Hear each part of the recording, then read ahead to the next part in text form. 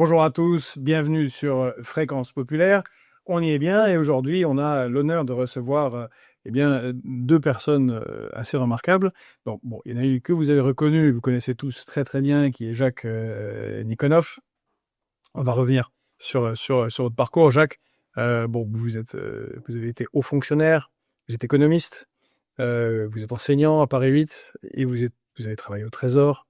Et puis surtout, vous êtes connu pour être un des fondateurs d'Attaque et d'avoir été une des figures centrales euh, lors des débats et du référendum sur le traité constitutionnel européen en 2005. Et puis nous avons aussi l'honneur de recevoir quelqu'un qui est un peu moins connu, en particulier des auditeurs de Fréquence Populaire, mais il vaut vraiment le coup d'être découvert, c'est mon cas. Donc c'est le général Paul Pellizzari, ancien général à la retraite. Merci.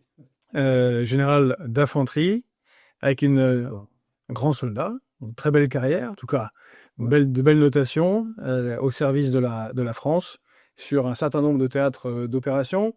Peut-être vous pouvez nous en dire un tout petit peu plus sur votre parcours avant d'introduire, puisque ce dont on va débattre, vous allez présenter aujourd'hui, c'est ce qui vous est arrivé suite à une plainte que vous avez faite contre l'ancien Premier ministre Gabriel Attal, Le Cornu, son ministre de la Défense, et M. Séjourné, qui était alors ministre des Affaires étrangères, en avril 2024, et qui vous a valu des avadis.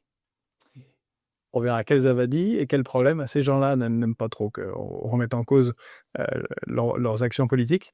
Et avec Jacques, Jacques, vous faites ensemble partie d'un groupe qui s'appelle le groupe citoyen France Libre. On verra de quoi il s'agit. Mais dites-nous d'abord votre carrière. Qu'est-ce que vous avez fait en quelques mots au service de la patrie? Non, c'est important parce qu'il y a des gens qui servent la France. Il n'y en a pas tant que ça. Et c'est un peu dommage quand on les sanctionne pour rien. Bon, merci de me donner la parole, de nous inviter.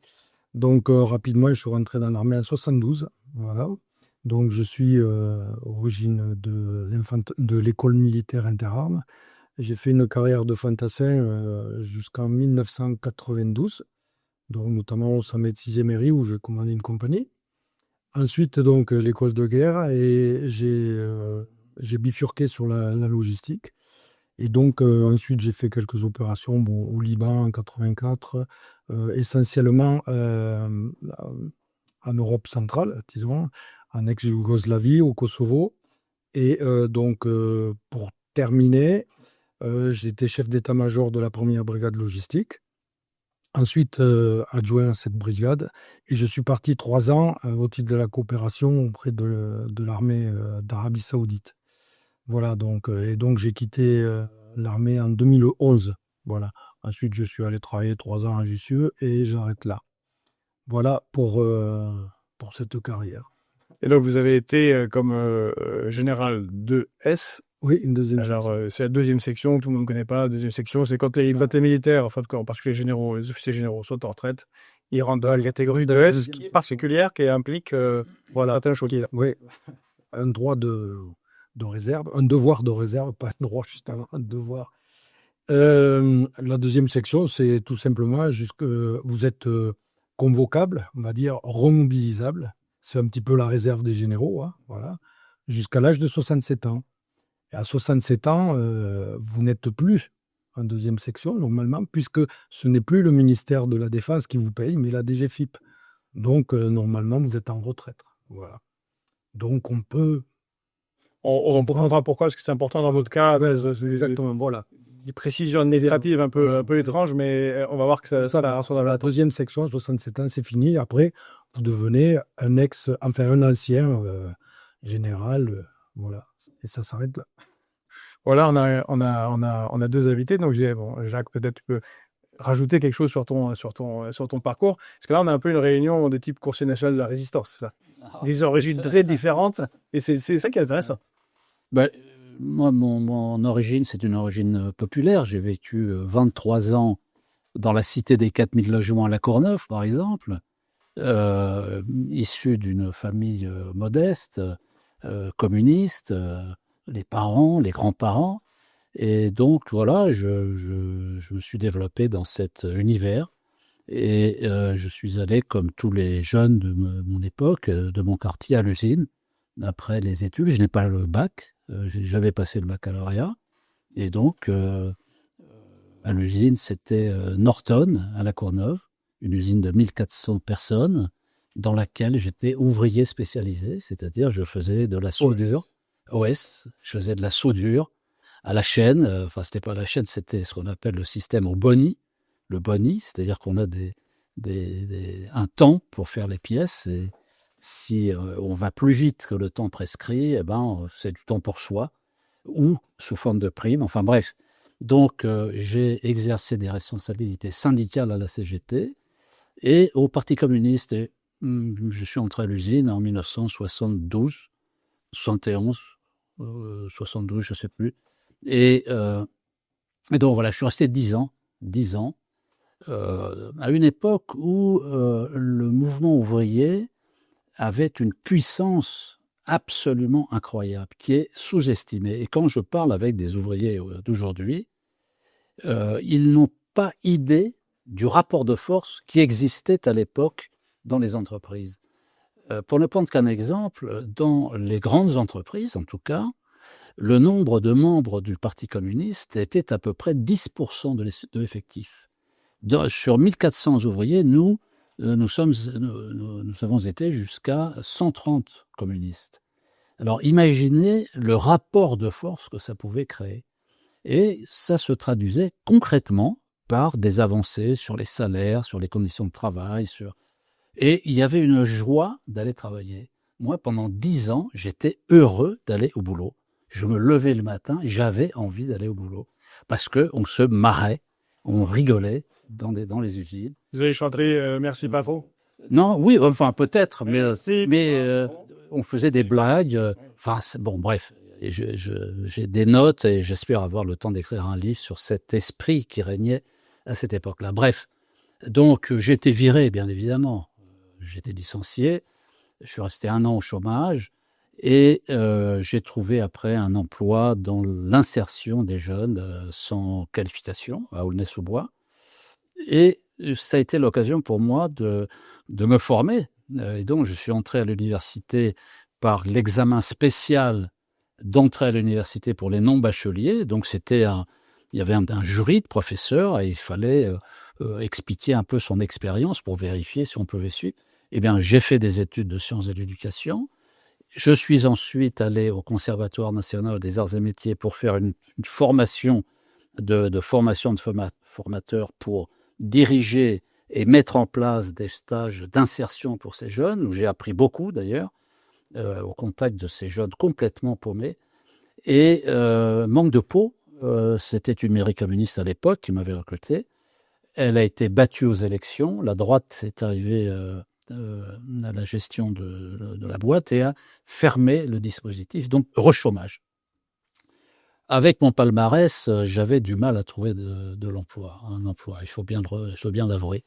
Surtout, je m'étais fâché avec le Parti communiste de cette époque et donc toutes les portes s'étaient fermées. Alors donc, j'ai refait ma période de chômage.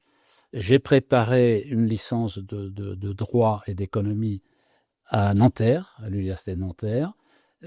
Mais avant que je termine ce nouveau cursus, il y a eu le 3e concours d'entrée à l'ENA. Alors je développe un petit peu, c'est peut-être un peu trop long, ça va barber les auditeurs, mais je pense que Je crois que il faut... beaucoup vous connaissent, mais pas nécessairement par ce passé avant ouvrier. Ouais, c'est intéressant de... Bon, je ne vous sais avez pas. commencé comme soldat, c'est pareil. Vous êtes, au tout début, J'étais un corniche.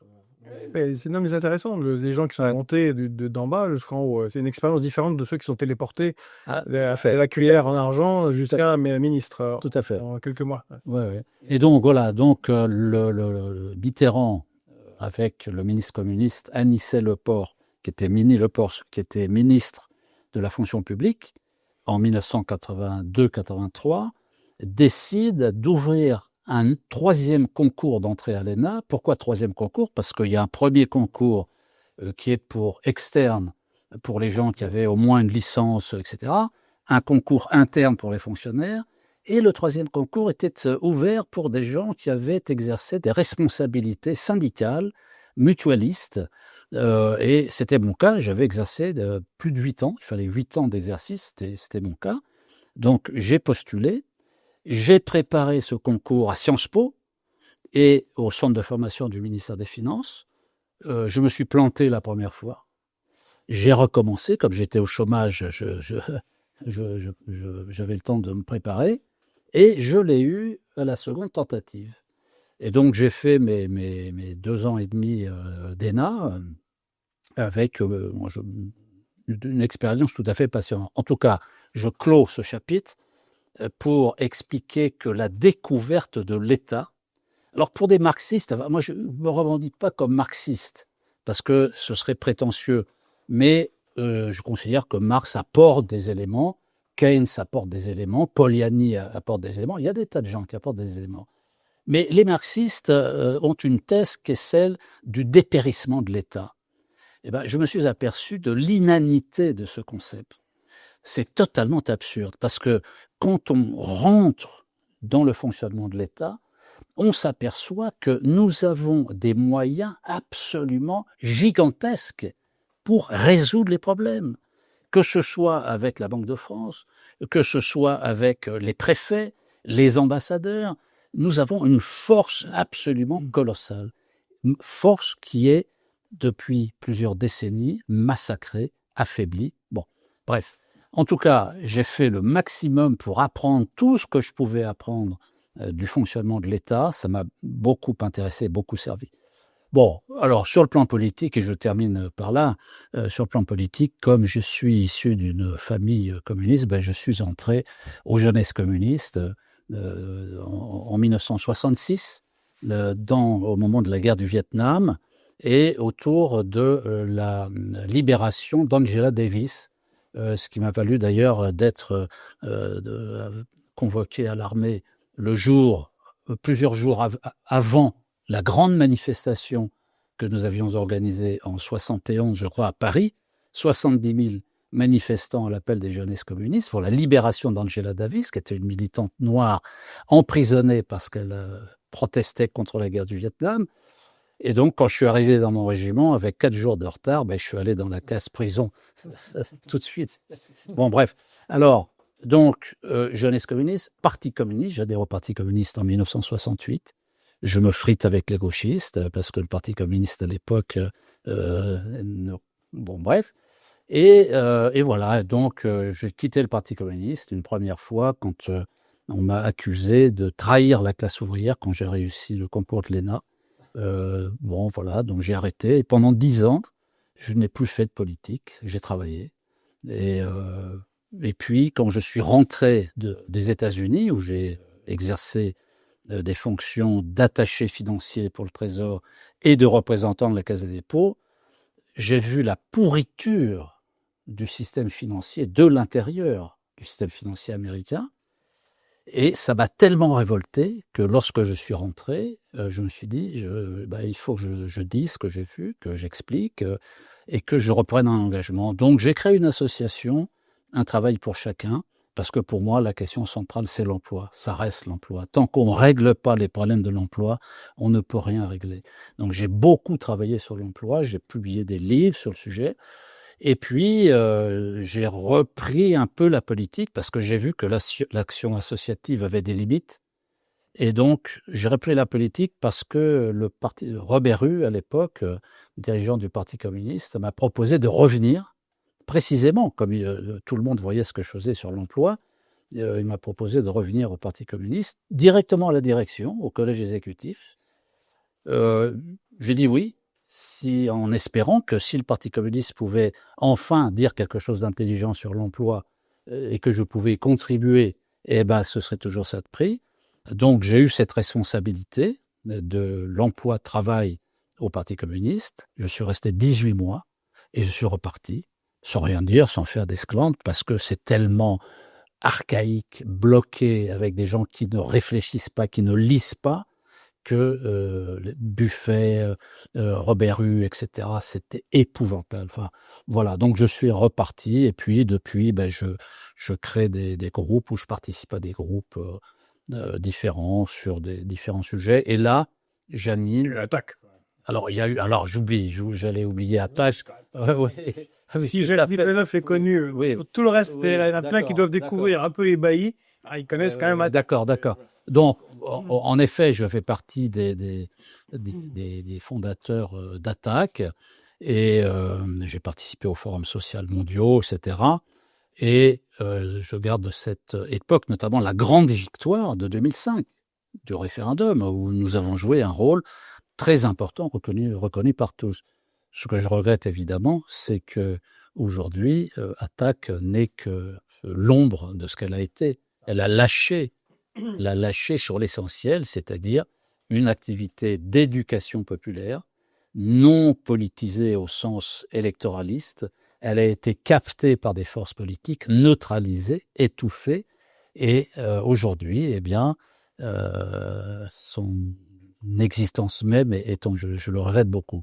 Donc voilà, et je termine sur la dynamique populaire constituante, où avec quelques étudiants, j'ai développé une réflexion sur la Constitution, sur le processus déconstituant et constituant, parce que une source majeure du marasme français vient de l'inadaptation de la Constitution française.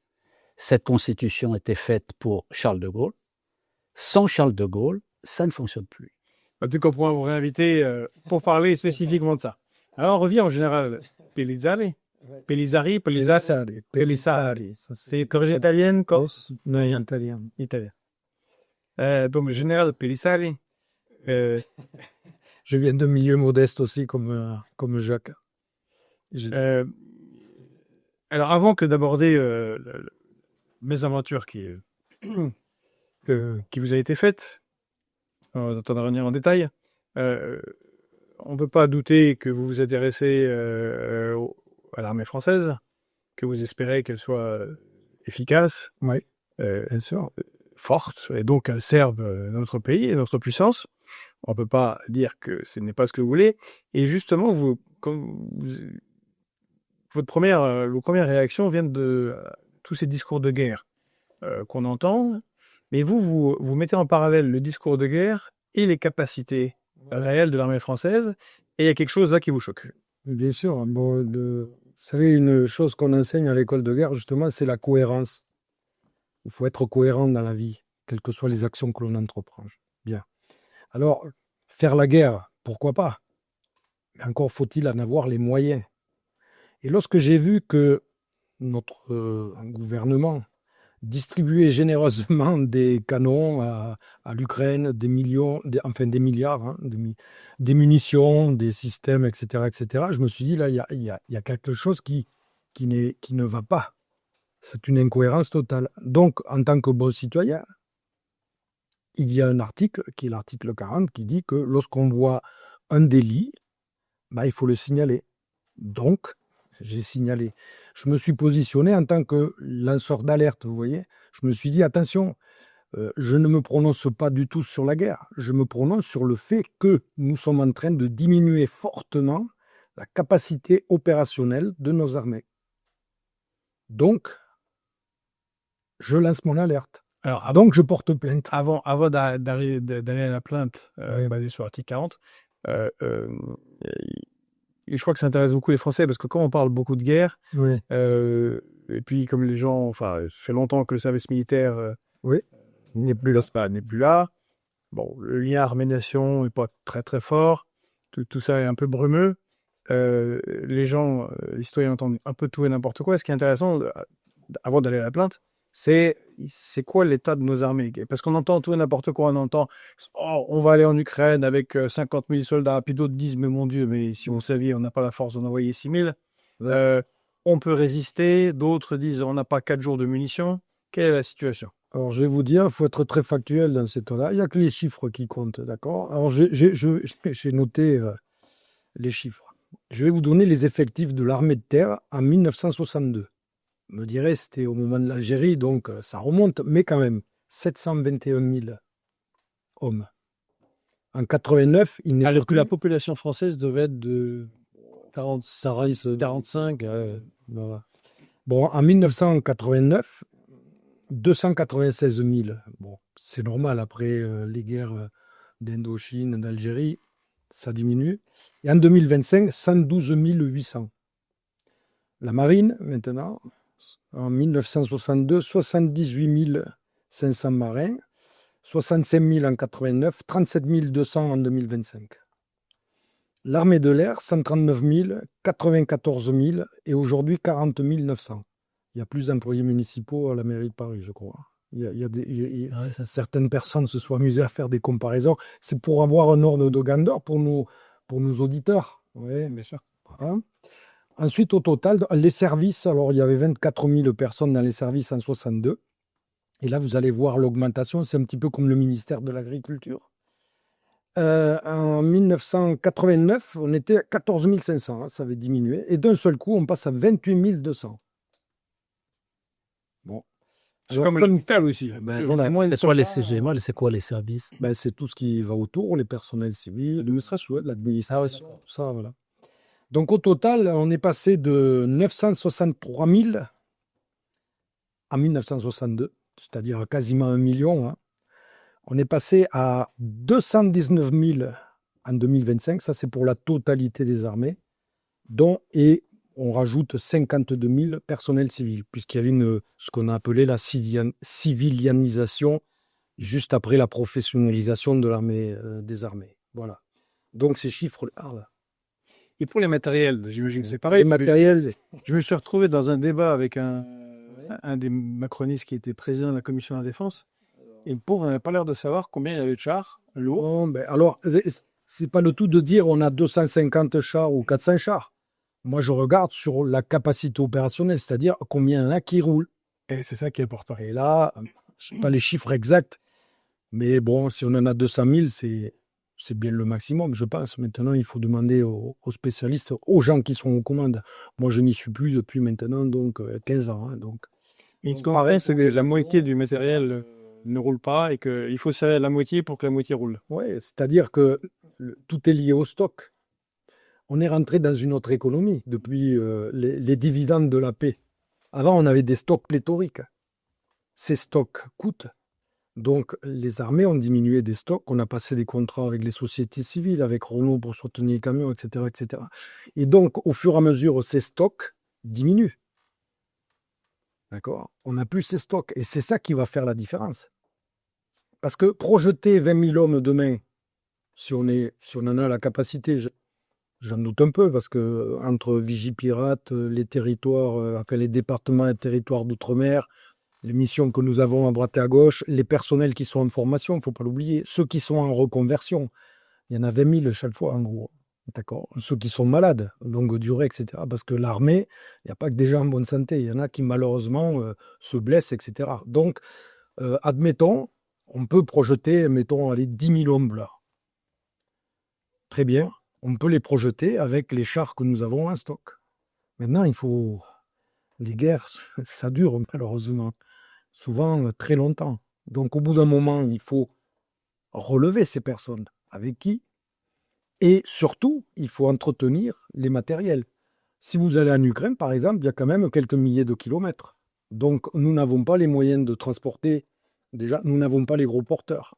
Si les Américains nous lâchent, comment faisons-nous ? Bref, il y a tout un tas de questions, vous voyez, qu'il faut se poser avant de se lancer dans une opération de ce type. En plus, il faut penser aux équipements, il faut penser au pays dans lequel on va se projeter.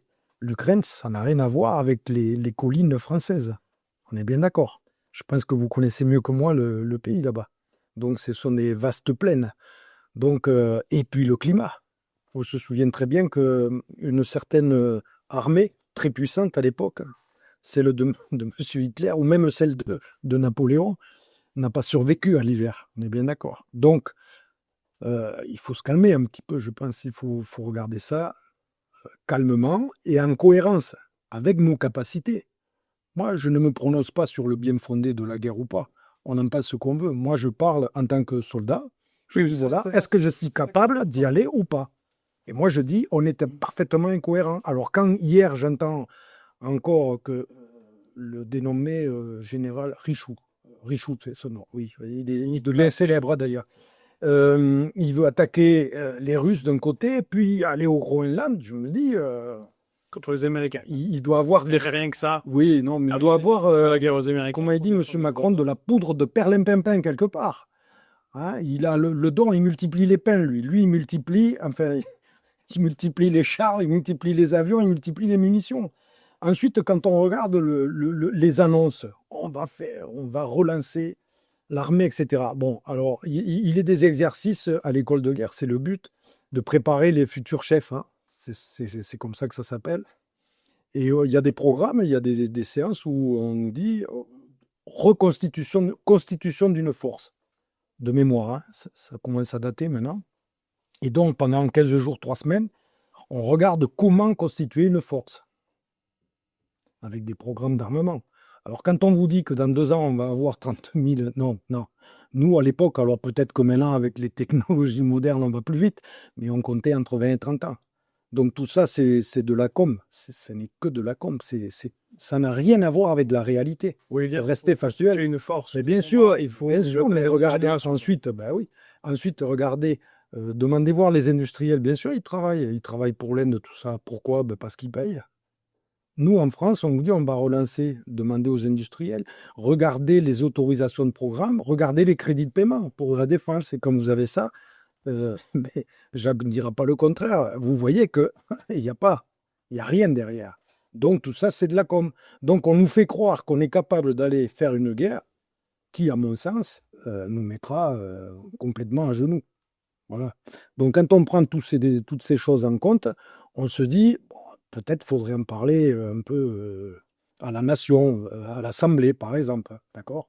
D'où, Mais quelle idée, enfin. oui, d'où mon intention, j'ai voulu lancer l'alerte. Pourquoi? Ben parce que, à mon sens, bon, moi, je ne suis pas du tout contre une armée forte, au contraire. Mais il faut le temps pour la construire. Et aujourd'hui, je pense que, d'ailleurs, l'ancien chef d'état-major des armées l'a dit lui-même, on n'est pas prêt pour mener un combat de haute intensité. Parce que la haute intensité, c'est 14-18, quoi. Ça tombe tous les jours, hein, parce que c'est comme un ravelote, hein, on voit en Ukraine. En plus, on le voit en Ukraine, mais voilà. C'est vraiment du combat haute intensité. Ça n'a rien à voir avec les petites opérations du type Mali ou autre, où là, on va se battre, comme le disait le général Sema aujourd'hui, là, le général Mandon. Hein, on bombarde d'un avion à 10 000 mètres, tout ça, il n'y a pas de problème, là, contre 2 ou 3 lanceurs de grenades, là. C'est facile. Là, c'est autre chose qui est en face. C'est autre chose. Donc, faut bien peser les choses. Donc, quand on pèse les choses, calmement, gentiment, on se dit, peut-être il faudrait qu'on mette au courant les Français de ce qui se passe. D'où... Donc, on a une armée qui a été retaillée pour des guerres, disons, allez, le mot néocolonial ou d'intervention extérieure. D'intervention, voilà. Mais avec des gens très compétents, parce que on est reconnu. Mais contre des forces qui sont minimes. Des Afghans, Alors, des petites forces. qui n'ont pas d'aviation, qui ont l'artillerie lourde, qui n'ont pas des systèmes de drones, qui n'ont pas de logistique. Enfin bon, bref. Et donc, ça reconfigure les armées, ça les réduit en capacité. Et on parle de cette armée pour aller affronter Voilà, les gros. Oui, alors au début, c'était que Poutine, maintenant, c'est en plus Trump. Alors, mais avant de passer à la plainte, vous qui êtes en tant que citoyen, mais aussi expert, donc militaire, comment on peut, comme vous l'avez dit, pourquoi pas? Des fois, il faut faire la guerre pour construire. Ouais. Mais comment est-ce que, selon vous, on peut faire 4 ans, maintenant, on a 4 ans de conflit chaud, hein, en Ukraine, parce qu'avant, il y a 8 ans de guerre civile, mais bon, certains l'oublient, mais 4 ans de guerre, de dire la menace, c'est la Russie, et de ne pas mettre une ligne de crédit pour augmenter le matériel et augmenter nos forces. Les Russes, c'est ce qu'ils ont fait pourtant. Ils se sont dit, bon, on rentre en guerre, eux, ils ont augmenté leurs forces, le nombre de leurs soldats, ils recrutent, ils ouvrent des lignes de production, ils produisent plus de chars, plus de drones. Ça met du temps, mais à la fin, maintenant, visiblement, ils en produisent beaucoup. Pourquoi diable, d'après vous, on ne l'a pas fait? Parce que d'abord, il faut qu'on en ait la capacité. Nous, on n'a pas du tout le même système que les Russes. Les Russes travaillent pour le pays, pour la guerre. Voilà. Nous avons des industriels qui vont au mieux de 10 ans. Ils vendent.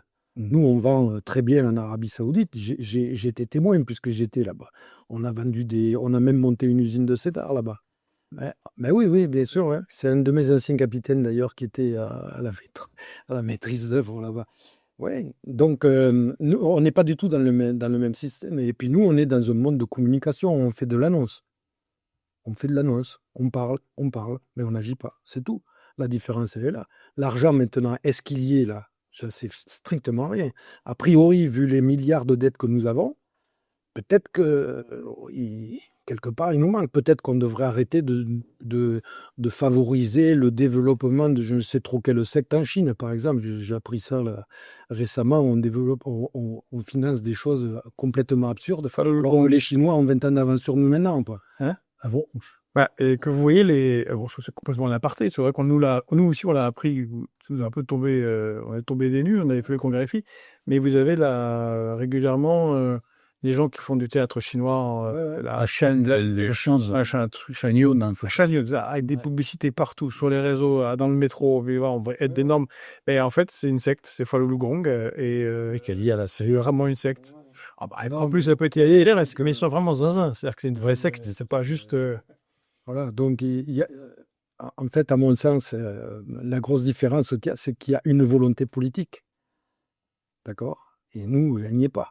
Je suis désolé. Nous, c'est une volonté de communication. On annonce, on fait des annonces qui ressemblent à rien. Hein. Quand on dit on va attaquer comment ça s'appelle, les Américains pour le Groenland, bon, moi je veux bien, mais bon, restons sérieux un petit peu, 2 minutes, quoi, je crois. Hein. J'ai pas, bon, là, je peux le dire maintenant, puisque je ne suis plus tenu au devoir de réserve. Donc, on peut se poser des questions. Voilà. Donc, moi, je dis aujourd'hui, c'est une histoire de volonté politique, ni plus ni moins. Maintenant, remonter une armée aussi, ça se fait pas en claquant des doigts. J'ai entendu dire, toujours par la presse, parce que je suis plus dedans, qu'on avait du mal à recruter, la gendarmerie avait beaucoup de démissions. Dans l'armée, il y a pas mal de gens qui s'en vont, soi-disant, en fait, je sais pas, ça a confirmé. Si tel est le cas, on va avoir du mal à recruter. Aujourd'hui, pour recruter quand même, il faut payer. Et en plus, faire du service national, je veux bien, mais on les met où, les petits jeunes? On a vendu toutes nos casernes. En plus, vous voyez, on retombe toujours sur le problème des effectifs. Pour former ces gens-là, il faut des cadres, il faut des moyens. Donc déjà qu'on n'en a pas beaucoup, on les sort d'où? Donc c'est pour ça que je dis, moi, ok, parler, mais il n'y a rien derrière. Voilà, c'est tout. Et là, le constat est terrible. Hein. Je suis le premier consterné. Donc il faudrait une volonté politique à la De Gaulle, un État qui fait une planification sur 20 ans et qui disent, bon, l'objectif c'est d'avoir, je sais pas, n'importe quoi, 300 000 soldats avec ça comme capacité, des plombs pour y arriver. Plutôt développer aussi peut-être une capacité de renseignement, parce que quand on les entend tous dire la menace c'est la Russie, moi j'ai rien vu d'écrit, de concret. Poutine n'a jamais dit qu'il allait attaquer la France. Au contraire, je crois, même j'écoute de temps en temps ses discours, ses traductions, il n'a jamais dit ça, c'est jamais écrit. D'autres qui disent qu'il va utiliser l'arme nucléaire. Quand vous regardez la doctrine d'emploi de l'arme nucléaire chez eux, c'est pas vrai. Comme chez nous d'ailleurs. Bon, donc faudrait rester cohérent. Voilà, ça serait déjà un bon point pour nous. On va en parler tout à l'heure aussi de la doctrine, mais si on a le temps, nucléaire française, parce que c'est important pour comprendre ce qui se passe. Donc, vous constatez tout ça, et le 2 avril 2024, c'est ça. Vous portez plainte à la Cour de justice de la République, hein, quand même. C'est pas rien, c'est sérieux. Et vous attaquez, alors là, on sent le Biffin qui monte à l'assaut avec courage. Alors, le général, là, attention les amis, il attaque Gabriel Attal, Premier ministre. Alors lui, par contre, il n'a pas fait comme vous. Hein. Lui, il est passé sous les jupes de maman, qu'il a aidé à obtenir son diplôme parce qu'il n'y arrivait pas trop à Sciences Po, il fallait un petit coup de main pour téléphoner, il n'arrive pas à avoir le diplôme. Hop, il était téléporté dans les cabinets de Madame Touraine, au ministère de la Santé, et puis là, hop, 3, 4, plus 2, plus 12, plus 14, et il s'est retrouvé porte-parole ministre et Premier ministre. Stéphane Séjourné, ministre des Affaires étrangères à ce moment-là, et Sébastien Lecornu, actuel Premier ministre, et à l'époque ministre des Armées. Et donc, vous les attaquez parce que vous considérez qu'ils ont autorisé la livraison illégale de matériel illégale. Construction, équipement, installation et appareils affectés à la défense nationale. Autant de faits qui sont réprimés par la loi. Donc, oui, que vous sachiez tous, le fait de livrer à une puissance étrangère, à une entreprise ou une organisation étrangère ou sous contrôle étranger ou à leurs agents des matériels, constructions, équipements, installations, appareils affectés à la défense nationale est puni de 30 ans de détention criminelle et de 450 000 € d'amende. C'est l'article 413-3 du Code pénal. Et vous le dénoncez parce que vous dites, pourquoi pas livrer les armes, mais où est-ce que ça a été discuté? Est-ce qu'on en parle à l'Assemblée nationale? Est-ce qu'on en parle sérieusement avec les Français? Bon, déjà, on n'en parle pas à l'Assemblée nationale. Et puis, il y a un article 35 quand même, c'est une constitution en France. Et l'article 35, qu'est-ce qu'il dit? C'est soumis au vote de l'Assemblée, la projection au-delà de 4 mois. Et ensuite, il y a surtout la ratification d'un traité, c'est l'article 50, qui, lui, n'a pas été fait.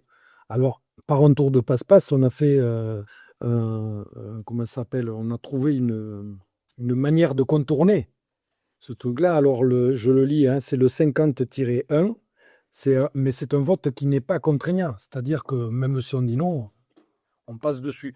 Donc, vous voyez, on a évité le débat. Voilà. Et là, moi, ce que je réclamais, c'est qu'il y ait soit ce débat. Peu importe ce qu'il en sort du débat, mais au moins, les gens, au moins la représentation nationale, si ça encore ça veut dire quelque chose, parce qu'on peut avoir des doutes aujourd'hui, elle est au courant, elle donne son aval ou pas au gouvernement. Là, c'est le fait du prince. Donc, j'ai décidé d'envoyer de l'argent, des matériels en Ukraine. Voilà. Et ce qu'on m'a répondu d'ailleurs, hein, circuler, il n'y a rien à voir. Ma plainte est restée sans suite, bien évidemment. Voilà. Donc, c'est contre tout ce système que je porte plainte. Voilà. C'est pas normal que dans un pays comme le nôtre, on n'applique pas la Constitution. Et je reviens sur ce que disait Jacques, il y a un gros problème là-dessus. Il y a un gros problème. C'est le libre arbitre pour une personne. L'armée, elle est au service d'une nation, elle n'est pas au service d'un homme. On en revient toujours sur les mêmes choses. Là, c'est je projette. Non, c'est pas son armée, c'est l'armée de la France. C'est l'armée du pays. Donc, avant de l'employer, on en réfère au pays. C'est la moindre des politesses, je pense. Et ça n'a pas été fait. Et ça continue. Et là, ensuite, on a continué. Bon, après, on peut passer la CG, donc, on m'a dit que je n'étais pas concerné.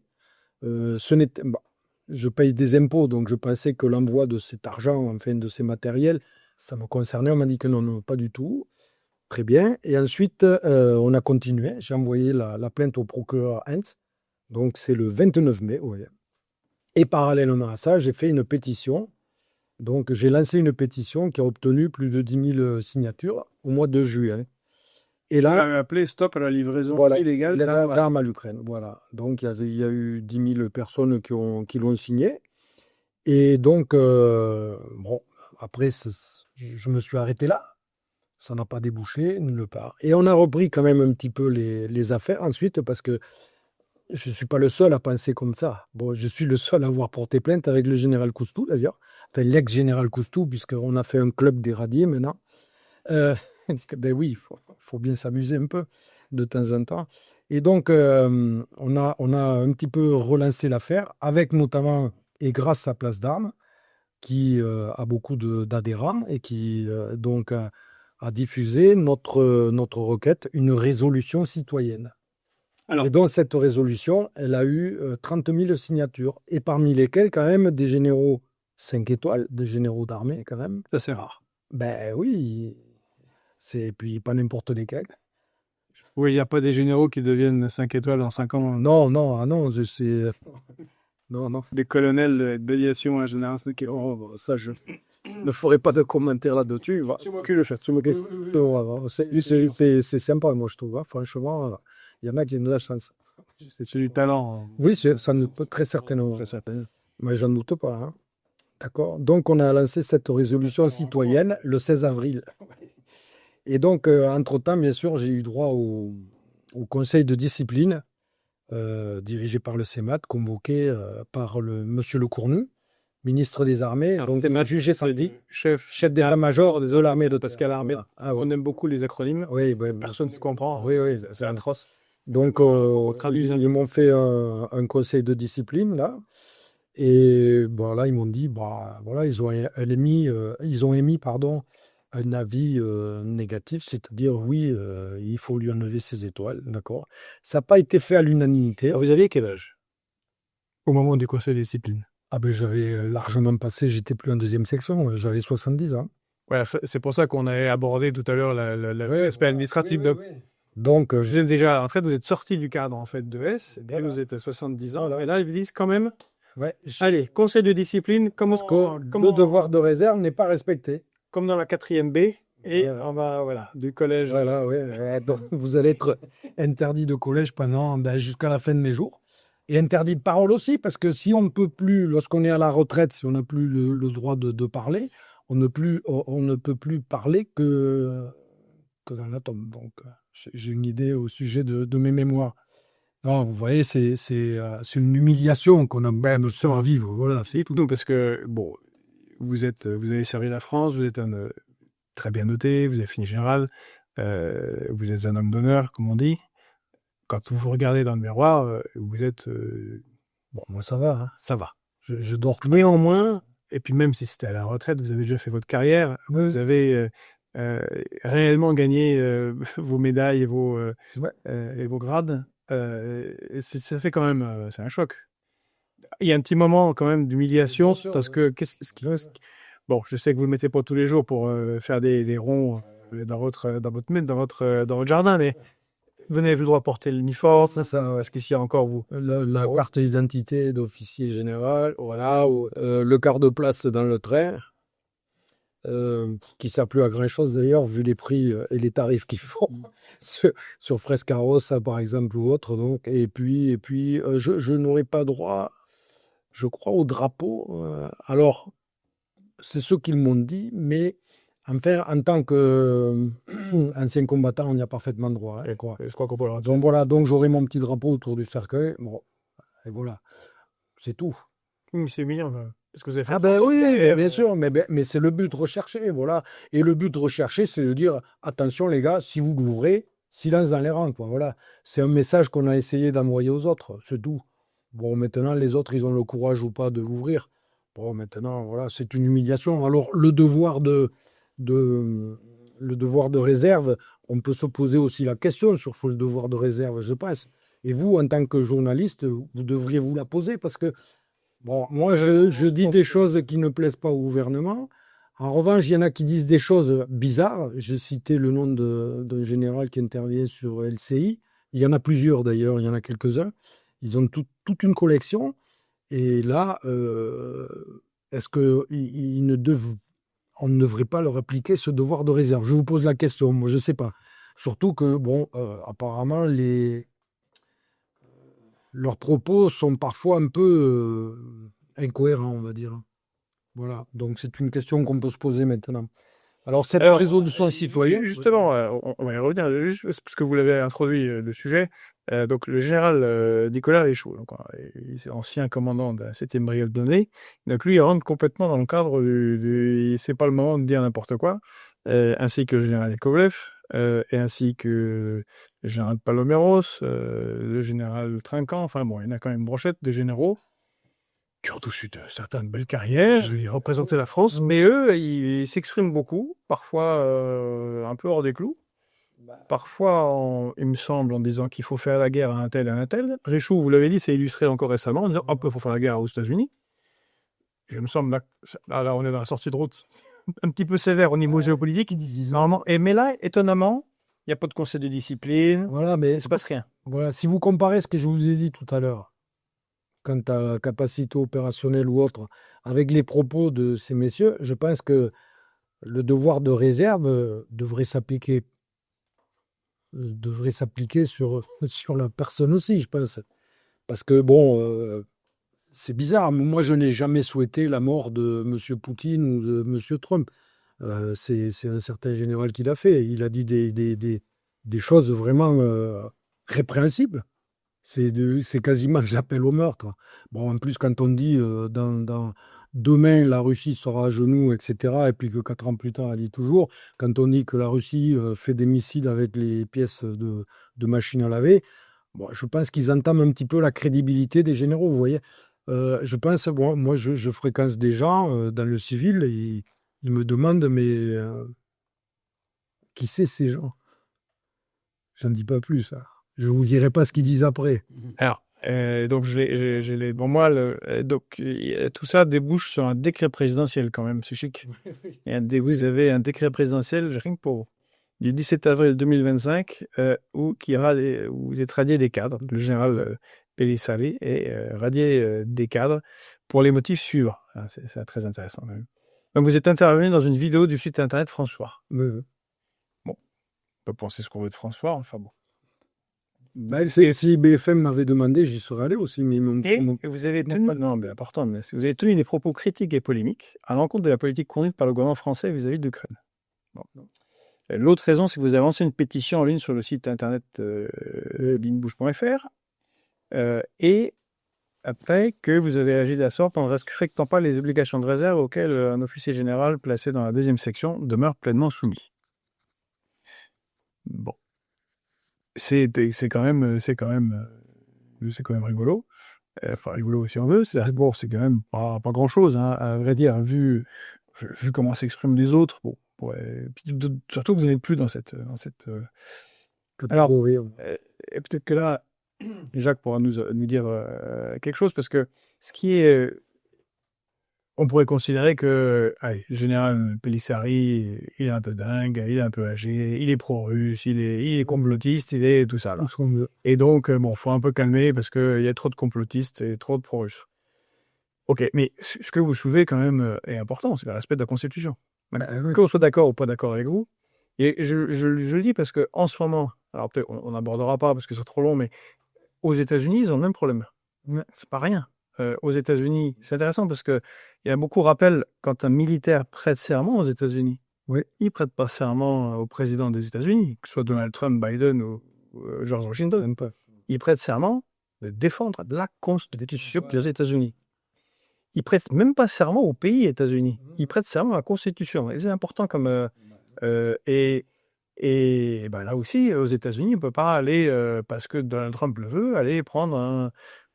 Même s'ils sont tous d'accord, et c'est là, c'est un peu, ils sont embêtés parce que 95% n'aiment pas Maduro, et donc trouvent ça très très bien.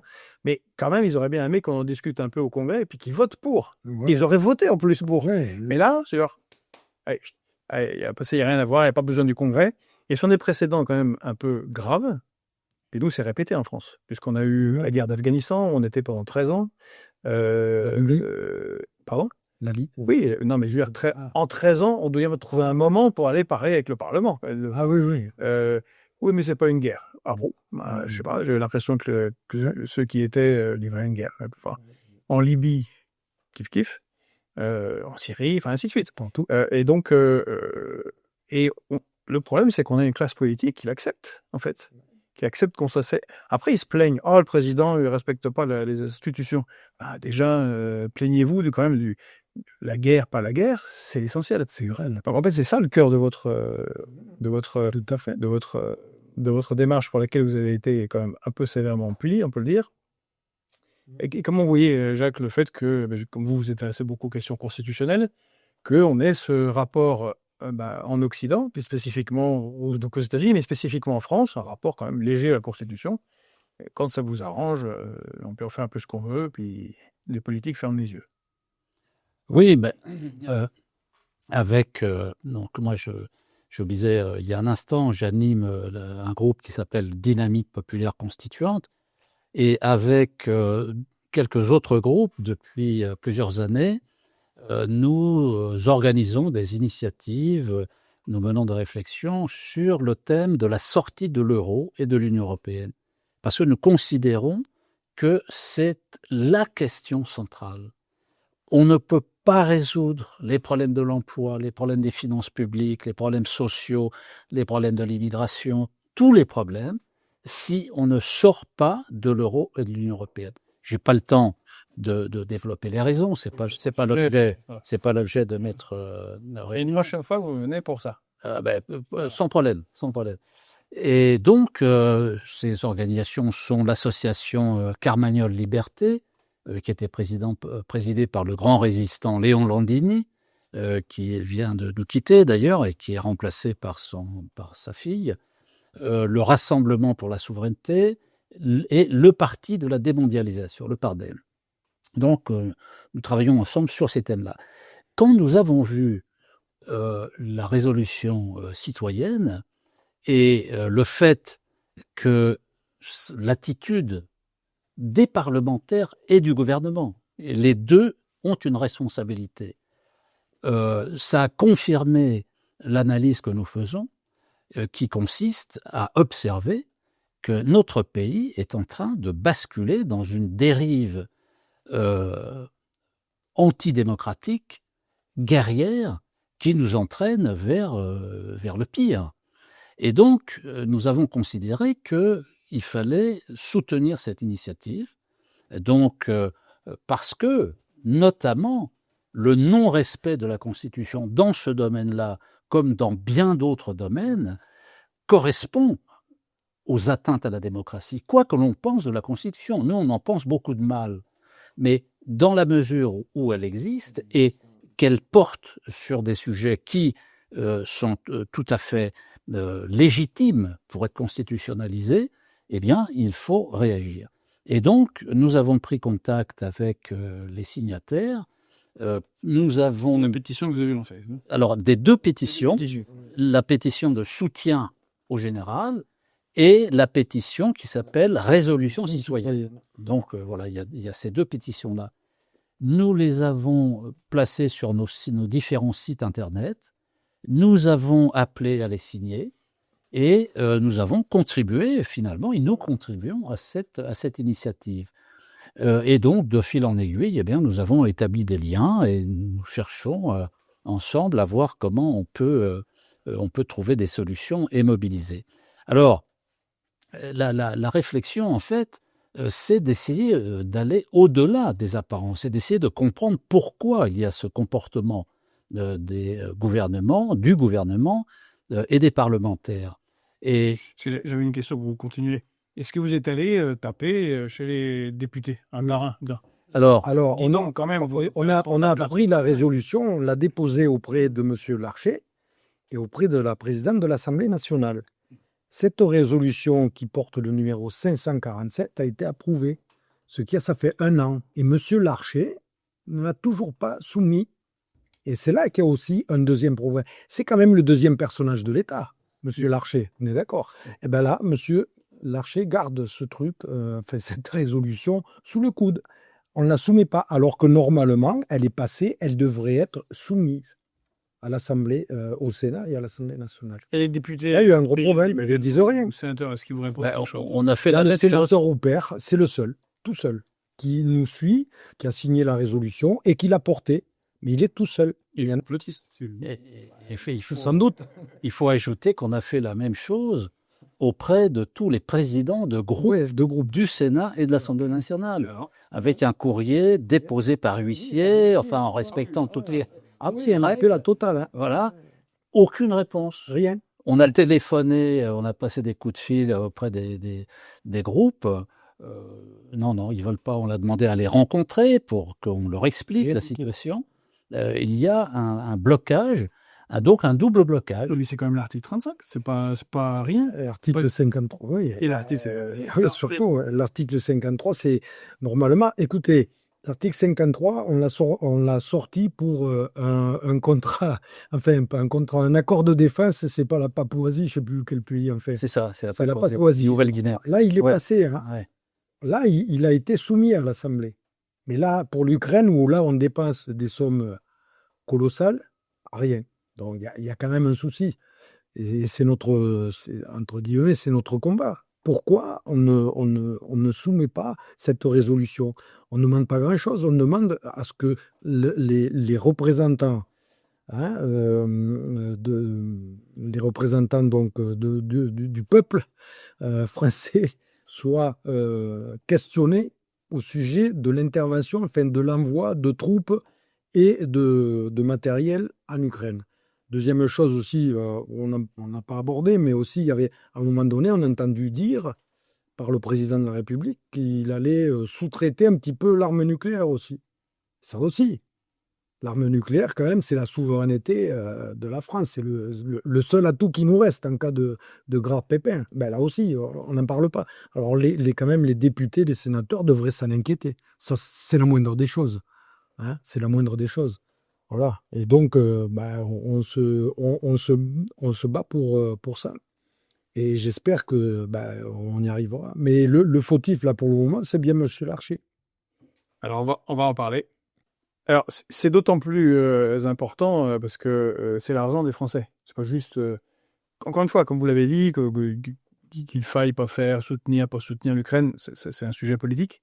Mais il faut que ce soit décidé et que chacun comprenne en conséquence, plutôt comprenne quelles vont être les conséquences de ce choix ou de cet autre choix. Je viens là-dessus parce que là, récemment, les Européens ont voulu prendre les avoirs russes gelés. Bon, ça a raté. Donc, ils ont fait un emprunt de 90 milliards. Il en manque encore 50 rien que pour cette année, pour soutenir l'Ukraine. Mais ces 90 milliards, et là, il y a une sorte de carabistouille. C'est pas vraiment un emprunt parce que ça sera remboursé par la Russie quand elle aura perdu la guerre. Ainsi que le reste des dettes. Parce qu'il y en a un paquet. Or, tout ça, dont ne s'occupent pas nos parlementaires, c'est de l'argent. Un jour, les créanciers, ils disent oui, bien sûr, Poutine va rembourser, il n'y a pas de problème. Mais un jour, quand Poutine, celui qui va lui suivre, ne remboursera pas et que tout ça finira dans les tribunaux internationaux, ils vont demander, oui, mais nous, on veut quand même l'argent. Bien sûr. Et là, ce sera le politique qui sera responsable devant les Français. Donc, c'est légitime quand même de se poser la question de ce qui se passe. Donc, vous disiez tout à l'heure, je vais couper, Jacques, vous disiez, mais là, on a deux côtés. On a deux responsabilités, celle du gouvernement, celle des parlementaires. Oui, je crois que les uns et les autres, en fait, développent une campagne de peur, d'affolement de la population autour de la menace russe. Quoi que l'on pense du conflit, il faut regarder les choses telles qu'elles sont. Et la réalité, c'est qu'il n'y a pas de menace des Russes contre les pays européens et contre la France. C'est absurde. Parce que est-ce que l'on peut faire un parallèle entre la démarche de Trump au Venezuela et ce qu'a fait l'envahissement de l'Ukraine par la Russie? On ne peut pas faire une comparaison. Parce que l'intervention de la Russie en Ukraine n'est pas une intervention impérialiste. C'est une intervention pour défendre les Russes du Donbass, qui commençaient à être massacrés, 20 000 morts depuis 2014, parce que il y a des groupes nazis organisés, y compris au sein de l'armée ukrainienne, qui ont décidé de s'attaquer aux russophones orthodoxes de l'Est et du Sud de l'Ukraine, et qui ont été brimés. Moi, j'ai une cousine qui habite à Poltava, qui est pas dans le Donbass, mais qui est dans l'Est, qui est chirurgienne, eh bien, qui est une Russe qui habite en Ukraine, qui parle russe, langue maternelle, on l'oblige maintenant à parler ukrainien, à apprendre l'ukrainien sous peine d'être licencié, d'être viré. Bon, je veux dire, c'est inacceptable. Les brimades vis-à-vis de la communauté russe en Ukraine ont suscité une réaction légitime des Russes qui se sont auto-organisés dans le Donbass et qui ont établi 2 républiques autonomes tout à fait particulières. Oui, mais Jacques, on pourrait vous dire, ça c'est votre avis. C'est mon avis. Vous pensez ça, oui, je sais très bien. Mais la question qui nous intéresse ici, avec la démarche sur la Café Générale, c'est, vous pourriez parler à un député qui pourrait vous dire, mais je ne suis pas d'accord avec vous, monsieur Nikonov, je trouve que c'est très très bien de soutenir l'Ukraine, parce que la démocratie, parce que ce que vous voulez, il n'y a aucun problème. Et ça serait légitime de le voter, et de dire, oui, nous votons le soutien. Et nous savons les conséquences, parce que nous le voulons politiquement. Comment ça se fait que ceux-là même qui n'ont pas peur d'apparaître comme pro-russes, mais qui veulent soutenir, pourquoi eux ne veulent pas que ce soit tamponné par le pouvoir du peuple? Et je pense, c'est comme cette affaire aux États-Unis, c'est ça qui est un peu étrange, parce qu'il aurait eu la majorité. Ça lui prenait 24 heures. À huis clos, bonjour, est-ce que vous voulez qu'on aille taper Maduro? Il aurait dit, à part un ou deux, ils auraient dit bravo, en avant, allez-y, président. Mais il ne le fait pas. Alors pourquoi ceux qui sont d'accord avec Macron ne disent pas vous avez raison? Bien, ils ne le font pas parce que, en réalité, l'agitation et la menace fictive russe sert à donner l'impression à la population qu'ils restent aux commandes et qu'ils sont protecteurs, qu'ils protègent la France et le peuple français. Et en fait, ils ne croient pas du tout à l'Ukraine. C'est un soutien fictif à l'Ukraine. C'est de la communication. Parce que s'ils voulaient vraiment défendre l'Ukraine, ils auraient mobilisé les arguments, ils auraient respecté la Constitution, ils auraient fait un débat public qui aurait contribué à éclairer les enjeux, à éclairer le peuple sur les objectifs, sur les raisons pour lesquelles il faut aider l'Ukraine. Il ne faut rien de tout cela. C'est quand même absurde, parce que si on veut mobiliser un pays parce qu'il est menacé par un autre pays, eh bien, il faut qu'on mobilise la population, qu'on explique les enjeux, les raisons, les buts de la guerre. Et un débat au Parlement est une condition préalable. C'est constitutionnel. Et donc, pourquoi ne le font-ils pas? Tout simplement parce qu'ils sont dans la communication permanente. Ils veulent simplement donner l'impression qu'ils font un effort en faveur de l'Ukraine, qu'il faut aider l'Ukraine, etc. Mais ils s'en foutent. Donc, d'un côté, ils ont peur de parler de fond parce qu'ils n'ont pas envie de tomber sur des contradicteurs, comme vous, par exemple, et de devoir justifier pourquoi est-ce qu'ils défendent un tel et pas un tel. Mais de l'autre côté, vous dites aussi qu'ils ne veulent pas le débat parce que même pour ceux qui qui disent soutenir l'Ukraine, en fait, tout ça, ils le font très mal, c'est du grand n'importe quoi et ils mettent pas les capacités en face des mots. Bien sûr. De toute manière, il suffit d'être, quand vous entendez le discours des uns et des autres, c'est assez, c'est pas rigolo finalement, mais ça me fait sourire. Ils vous disent d'un côté, la Russie nous menace. Il y a même un journaliste qui a sorti son téléphone portable pour calculer la route qu'ils avaient à faire jusqu'à Paris. Mais c'est toujours Comment il s'appelle? Ouais, c'est toujours les mêmes. D'accord. C'est une menace. Demain, on a les chars sur les Champs-Élysées. Très bien. OK. Et à côté de ça, ils disent on va gagner la guerre, mais Poutine est incapable d'avancer. Ça fait 4 ans qu'il piétine là-bas. Il faudrait être cohérent. Je vous parlais de cohérence tout à l'heure. Soit il est très fort, il vient à Paris, il a 3000 km à faire, il les fait tranquille. Enfin, ça, j'aimerais voir. D'accord. Soit il est pas bon du tout, comme me le disent certains à la télévision, avec ses pièces de machine à laver, là. C'est même Van der Leyen qui avait dit ça, je crois. Il est nul et il pédale dans la choucroute ou dans la semoule, comme vous voulez, au choix, en Ukraine. Il faut être cohérent à un moment donné. Il n'y a pas de peur, comme l'a dit Jacques. C'est uniquement, on entretient ce sentiment de peur. On gouverne avec la peur ici maintenant. On fait peur avec des microbes, on fait peur avec plein de choses. Tout est prétexte pour maintenir la population sous la pression, sous la peur. Et il suffit de aller dans la rue, vous l'avez vu tout à l'heure. Les gens sont pas heureux, ils ont peur, tout bêtement. Et la peur paralyse. Maintenant, si vous voulez vraiment faire un effort, on déclare une économie de guerre. Alors, ils en ont parlé, mais vous l'avez vu, vous, l'économie de guerre? Elle n'y est pas. L'économie de guerre, ça veut dire, bon, ben, écoute, Dassault, c'est fini, on ne travaille plus pour l'Inde, on travaille pour nous maintenant. Voilà. Ils ne le feront pas. D'accord. Donc tout ça, c'est du vent, c'est de la com. Toujours de la com. Ça s'arrête là.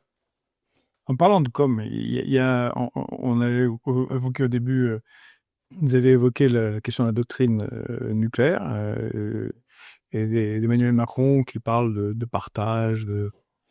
Vous pouvez nous expliquer pourquoi c'est absurde de partager la décision de frappe nucléaire? Mais j'ai un tout petit souvenir de l'école de guerre. Ouais. Normalement, le b.a.-ba de la dissuasion nucléaire, c'est qu'on ne fait pas d'affrontement en direct contre une nation nucléaire. Oui, que ce soit pour M. Richoux, il a duré le même cours.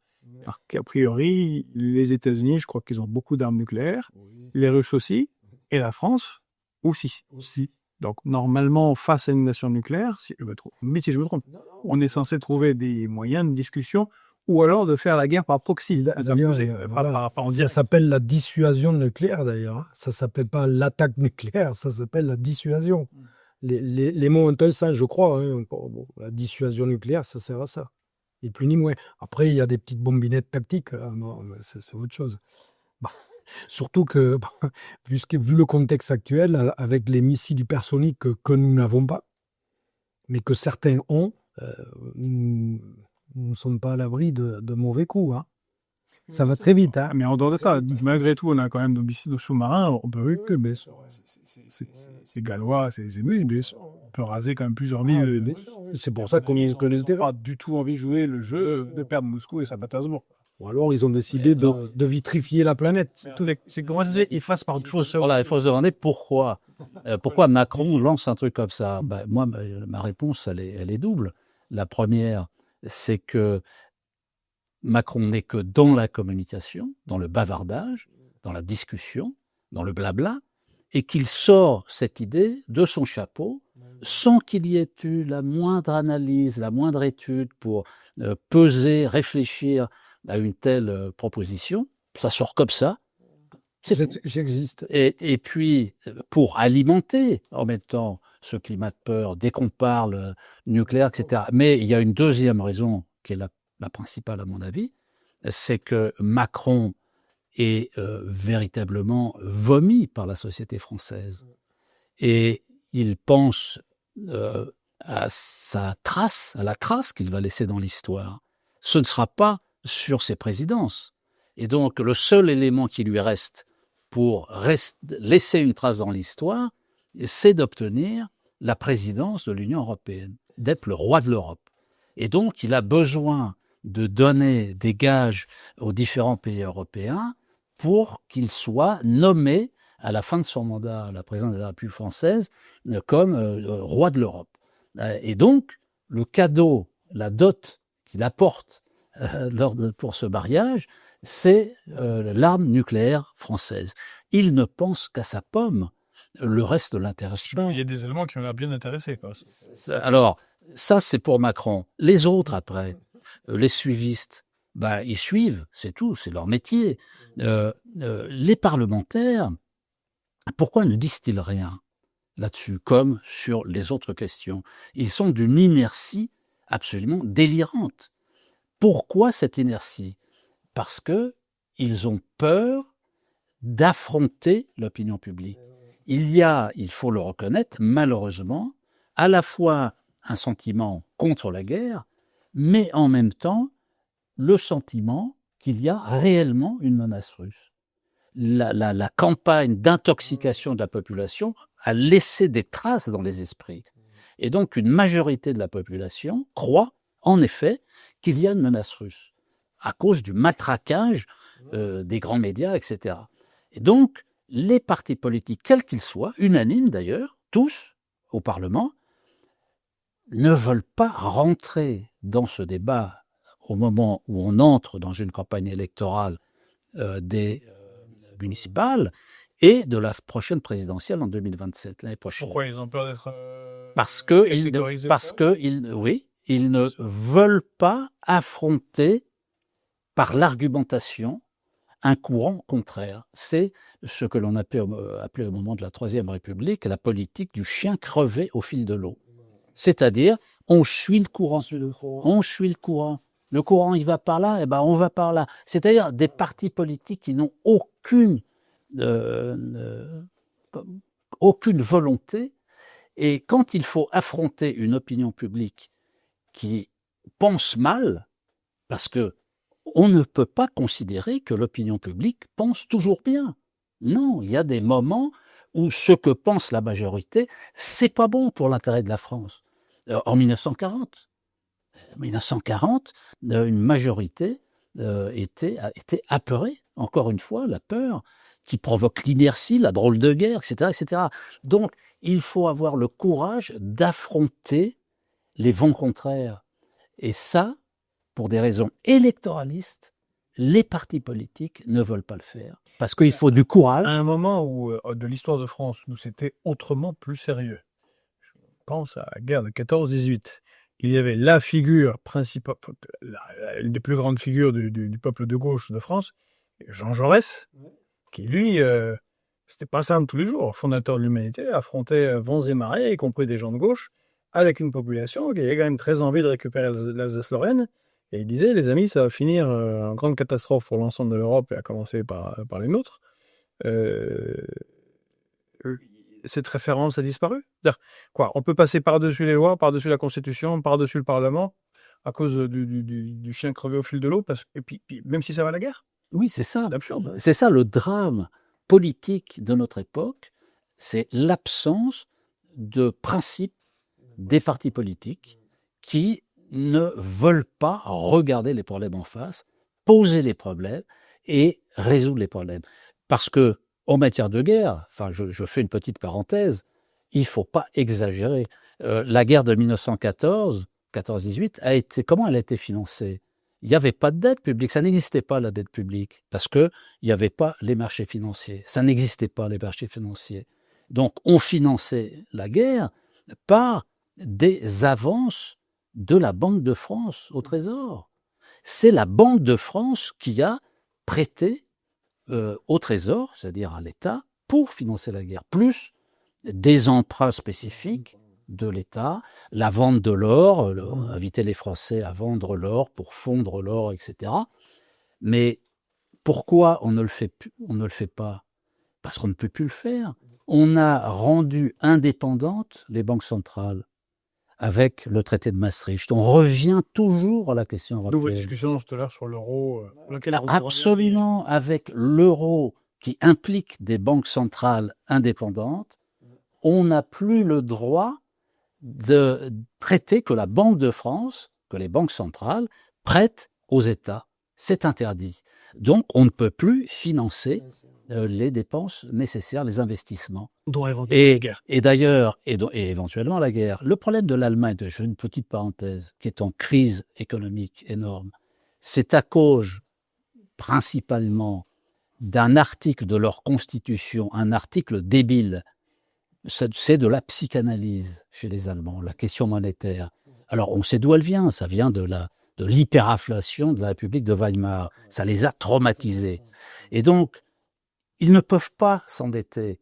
Mais si on faisait comme on a fait en France depuis les lendemains de la Première Guerre mondiale, avec le circuit du Trésor, plus les possibilités offertes par les avances de la Banque de France, on peut tout à fait financer les investissements et les efforts de guerre. Mais voilà encore un exemple qui fait que les partis politiques ont très bien compris le lien entre tout cela. Et ils ne veulent pas mettre le doigt dans cet engrenage, parce que si on creuse, on retombe toujours sur le même sujet, l'euro et le système de l'Union européenne, qui interdit aux États d'utiliser les instruments de la politique macroéconomique, que ce soit en matière fiscale, de commerce international, de monnaie, et donc nous sommes ligotés. Ils ne veulent pas le voir.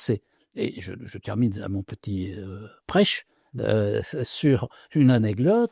Marine Le Pen, j'ai publié un livre qui s'appelle « Sortons de l'euro, restituer la souveraineté monétaire au peuple » en 2011. Eh bien, Marine Le Pen a fait la publicité pour mon livre, sur les plateaux. Sur tous les plateaux, elle avait mon bouquin, et elle disait, voilà, Monsieur Nicolas, c'est quelqu'un de gauche, mais regardez ce qu'il dit. Et au bout d'un moment, Marine Le Pen commence à dire, non, finalement, il ne faut pas sortir de l'euro et de l'Union européenne. Et donc, je vais la voir, et je dis, alors, Madame Le Pen, qu'est-ce qui vous arrive? Qu'est-ce qui se passe? Pourquoi vous ne voulez plus sortir de l'euro et de l'Union européenne? Quelle est sa réponse? Les Français ne sont pas prêts. Voilà ce qu'elle répond. J'ai une vidéo qui montre ce qu'elle dit. Les Français ne sont pas prêts. Oui, c'est vrai, elle a raison. Les Français ne sont pas prêts à sortir de l'euro et de l'Union européenne. Il y a des sondages tous les 6 mois, depuis 20 ans, et les résultats, c'est entre 15% et 38% de gens favorables à la sortie de l'euro français.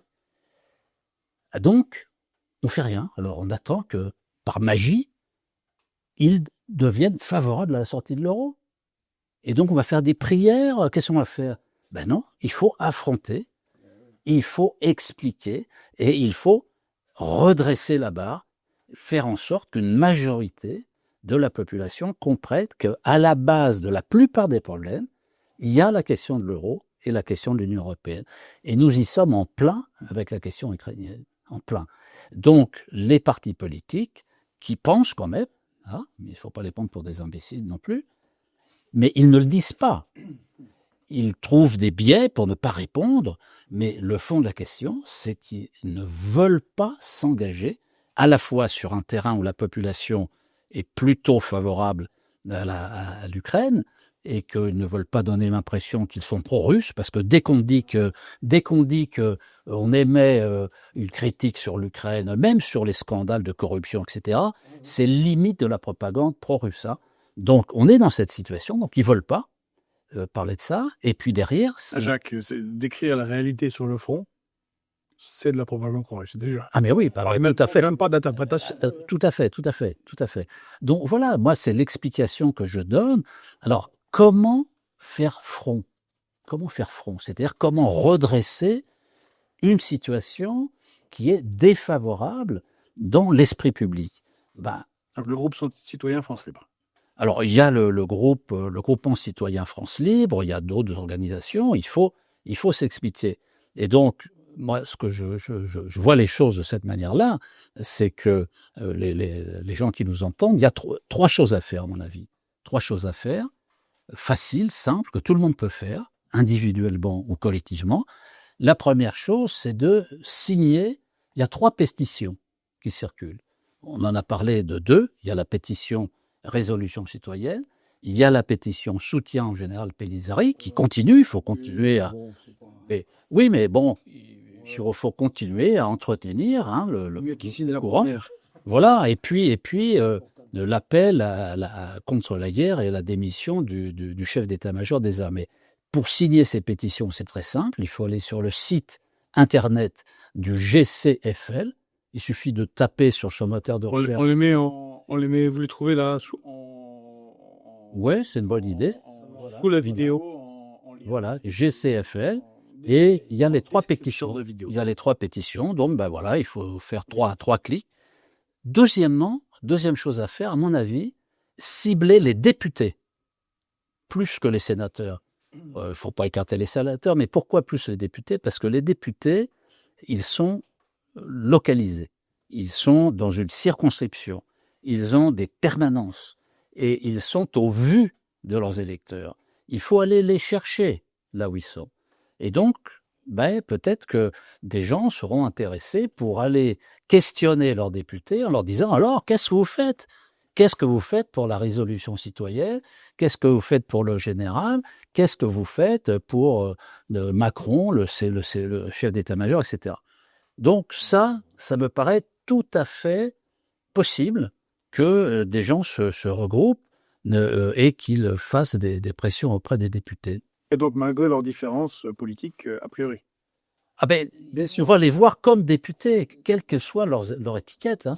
Il n'y a aucun problème. Le GCFL, c'est quoi? Bon, on s'est rassemblés autour de cette résolution parce que la Constitution doit être respectée. Ça, c'est la chose la plus importante, on va dire. Je pense. Hein, la plus importante. On sort de ça, voilà, tout ouvert. Bon, maintenant, la maison est en feu, je dis. Hein. Et donc, peu importe qui tienne la lance à incendie pour éteindre le feu, qu'il soit communiste, vous voyez, moi, j'ai jamais été communiste, lui, il l'a été, on peut s'entendre.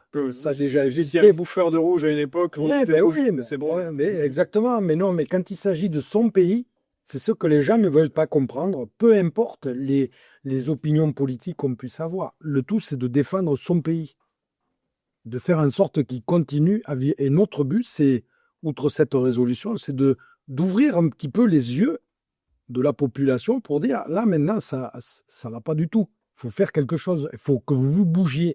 Parce que Jacques dit, les députés, les sénateurs, c'est bien. Mais moi, je dirais aussi les citoyens. Parce que je suis un petit peu surpris par le manque d'intérêt que peuvent avoir les jeunes. Je me souviens, moi, je ne faisais pas de politique, mais dans les années 68, les jeunes, ils s'investissaient dans la politique, ils avaient des idées. Là, aujourd'hui, voilà, on pensait qu'avec Internet, tout ça, non, pas du tout. Internet, ça sert à faire des jeux, à faire des... Hein, mais tout sauf à s'informer. Bah oui. Enfin, moi, c'est le constat que j'ai J'ai fait. votre ellipse. Ouais. Mais j'ajoute un, J'ai beaucoup aimé votre ellipse des jeux des. moi, j'ajoute un point. Alors, c'est peut-être comme ça, c'est à droite. À droite, c'est pareil, parce que avec l'association Place d'Armes qui a été évoquée, qui regroupe des dignitaires, mais néanmoins, à l'intérieur, il y a des membres de Place d'Armes qui comprennent pas que certains fréquentent des gens comme nous, si vous voulez, hein, qu'on nous prend pour des gauchistes, etc. Mais à gauche, c'est pareil. C'est-à-dire que nous, on reçoit des critiques en disant, mais vous êtes des rouges bruns, vous êtes passé à droite, qu'est-ce que vous faites, etc. Et je crois l'intelligence du GCFL a été, dans sa profession de foi, de mettre une référence au Conseil national de la résistance. Parce que si on n'avait pas fait cette référence, pourquoi le CNR? Parce qu'il y avait des forces, un éventail politique extrêmement large. Et le fait de dire, voilà, nous, on s'inspire, on s'inscrit dans cette tradition, ça permet aux uns et aux autres d'accepter la collaboration, le travail commun, parce qu'on s'appuie sur une expérience passée, possible, qui a démontré que c'était possible. Alors, et donc, à partir de là, je suis tout à fait d'accord, s'il y a les citoyens et les députés. Les députés, ils peuvent décider. C'est-à-dire, les députés peuvent décider d'ouvrir une commission d'enquête parlementaire sur les livraisons d'armes, de matériel, etc., de faire un inventaire précis, faire une commission d'enquête parlementaire sur les financements. Donc ça relève d'eux. Ils peuvent le décider là, la semaine prochaine. Et ils peuvent également voter des vœux, alors qui n'ont pas force de loi. Mais dans le débat actuel, si l'Assemblée prononçait un vœu, par exemple, pour exiger du président de la République qu'il restitue son grade au général, par exemple. C'est très important. Pour moi, je pense que c'est très important. Oui, Mais comme symbole, ça mettrait une pression sur les uns, sur les autres.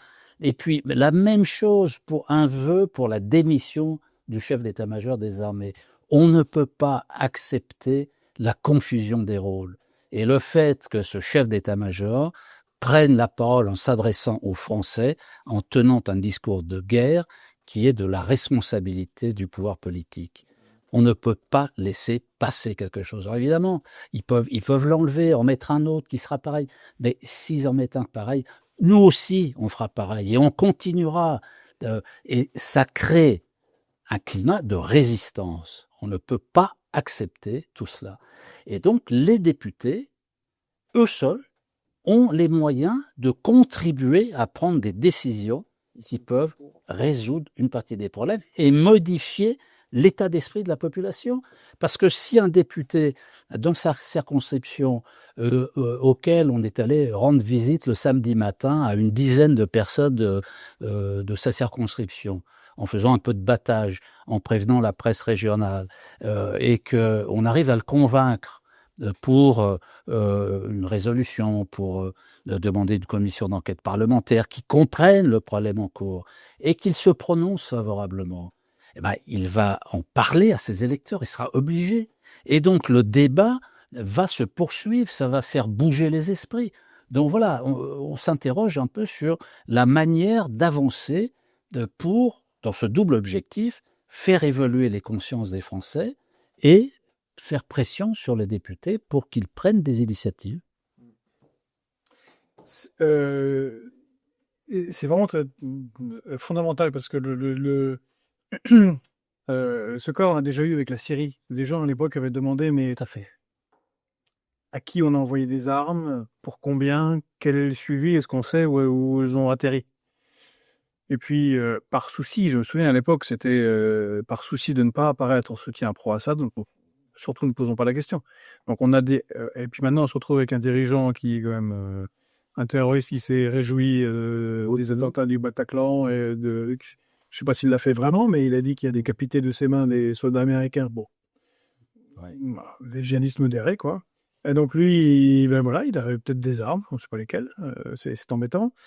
Et les lanceurs d'alerte, c'est important. Je pense rapidement dit, évoqué la guerre en Libye, mais à Jean-François Lhuillier. Jean-François Lhuillier, chef de poste DGSE en Libye. Pendant plus... Ah oui, qui a sorti un bouquin, c'est ça? Pendant plus un anti-France, hein, on peut le dire, ni un bolchevique, ni un du tout. Et il a sorti un livre qui s'appelle L'homme de Tripoli, sorti en 2023. Oui, j'ai acheté. Et lui, pareil, bam, alors lui, il s'est pris de la divulgation de secrets d'État, il s'est fait arrêter, lui, carrément. Parce que il a dit, alors, 12 ans après, ça va, il a dit, ben oui, mais nous, en 2011, on les avait prévus, politiques, ça allait finir ça allait finir en ce que c'est devenu. C'est-à-dire, on est djihadistes partout, le Sahel qui explose. Bon. Chut, silence. Ça, c'est incroyable. On ne peut pas revenir. Donc, c'est important. Votre combat, je trouve, est très légitime et important. Quoi qu'on pense, encore une fois, il faut qui est pour, qui est contre l'Ukraine. Enfin, on va pas faire les choses La carte, ça au-delà, c'est même si on peut, enfin, c'est le cas, c'est votre cas, on est critique des choix qui ont été faits, mais c'est même pas le problème. Il faut vraiment pour Tout à fait. nous écouter. Le problème est le reste. On prend pas de position d'ailleurs sur le conflit. Hein. Vous en avez pris un petit peu. Non, mais moi, à titre personnel, d'ailleurs. Personnel, mais j'ai compris. Le groupe ne prend pas. Ah, non, Le non, non. groupe prend. C'est une question. C'est une question de savoir si on est toujours en République qu'on respecte la Constitution ou si on est surtout que les gens comme le numéro 2 de l'État ne retiennent pas, ne fassent pas obstruction ce qu'il est en train de faire. Et ça, c'est inadmissible. C'est insupportable. Oui, monsieur Larcher. Voilà. Mesdames, messieurs, merci. Ben, merci de l'invitation. Ouais. Général Pelissari, merci. Parce que nous, on peut vous appeler général. Si vous Vous avez pas. Vous avez quoi? je sais pas, vous aurez une amende peut-être. Peut-être vous aurez un... Eh bon, on aura une amende dans ce cas, mais vous avez servi la France et bon. Je pense, oui. Bah oui. Raison, Respect. raison gardée, un peu de respect. Et puis, si nous colle une amende parce qu'on appelle général, Là, on fera une collecte pour la payer. Ouais. pétition. Bon, merci à tous de nous avoir suivis. Si vous avez aimé cet entretien qui est utile sur un sujet important, n'oubliez pas, si ce n'est pas encore fait, de le liker, de l'apprécier, de le commenter, c'est important pour le référencement, de le partager surtout auprès des vôtres pour discuter de ce sujet, pour qu'il ne passe pas à l'as, puisque le politique a décidé de parler de ce dont il est censé s'occuper en premier lieu. Comme vous le savez, alors on vous l'a dit, vous trouverez juste sous cette vidéo les liens vers les 3 pétitions. Vous pourrez relire tout ça tranquillement, et vous trouverez, pour ceux qui veulent bien nous soutenir, à qui il reste encore un peu de moyens, vous pouvez nous faire un petit don pour continuer à faire ce qu'on fait en dessous, et également soit sur la page Tipeee, soit sur la page Stripe de Fréquence Populaire. Et enfin, je vous rappelle que nous avons notre site à nous, il ne peut pas être bloqué, lui, sur Internet, pop.media, Fréquence Populaire, où vous pouvez lire des articles sans aucune publicité. Il vous suffit de renseigner un email. Et là aussi, ceux qui ont les moyens, vous pouvez faire un abonnement bénévole à partir de 2 €, soit le prix par mois d'un café par mois. Je vous remercie, merci à tous, bon courage général dans votre combat. Et puis Jacques, on vous attend de quai ferme bientôt. Oui, volontiers.